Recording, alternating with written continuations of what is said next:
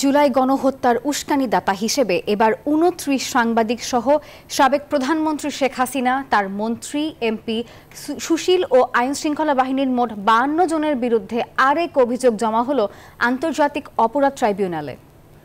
আর আন্দোলনে নিহত রিয়ানের বাবা আব্দুর রাজ্জাক বৃহস্পতিবার ট্রাইব্যুনালে তদন্ত সংস্থায় এই অভিযোগ দাখিল করেন।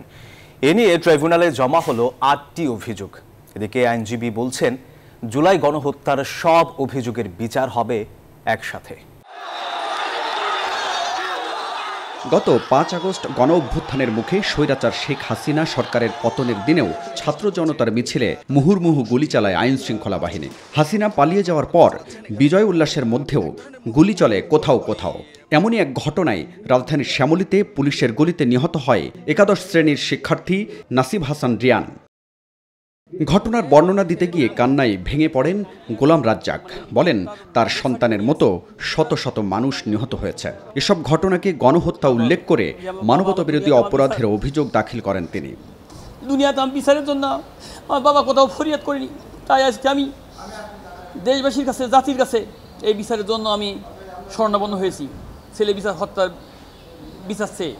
অভিযোগে দেশের ২৯ জন সিনিয়র সাংবাদিক ও সাবেক প্রধানমন্ত্রী শেখ হাসিনা, সাবেক মন্ত্রী ওবায়দুল কাদের, আসাদুজ্জামান খান কামাল, অনলাইন অ্যাক্টিভিস্ট নিঝুম মজুমদার, অধ্যাপক মেজবা কামাল সহ ৫২ জনের নাম উল্লেখ করা হয়েছে। অভিযোগপত্রে ২০ থেকে ৪৯ নম্বর আসামিরা আওয়ামী লীগ ও আইনশৃঙ্খলা বাহিনী কর্তৃক সংঘটিত মানবতাবিরোধী অপরাধ ও গণহত্যাকে বৈধতা দিতে পরিকল্পিতভাবে আন্দোলনকারীদের বিরুদ্ধে মিথ্যা খবর প্রচার করেছে।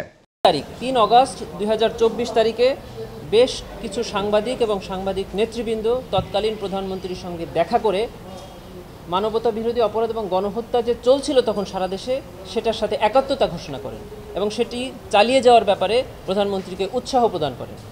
বলেন, অভিযোগে থাকলেও ঘটনার তদন্তে বেরিয়ে আসবে প্রকৃত আসামিদের নাম। অভিযোগ আসছে একটি মামলায়।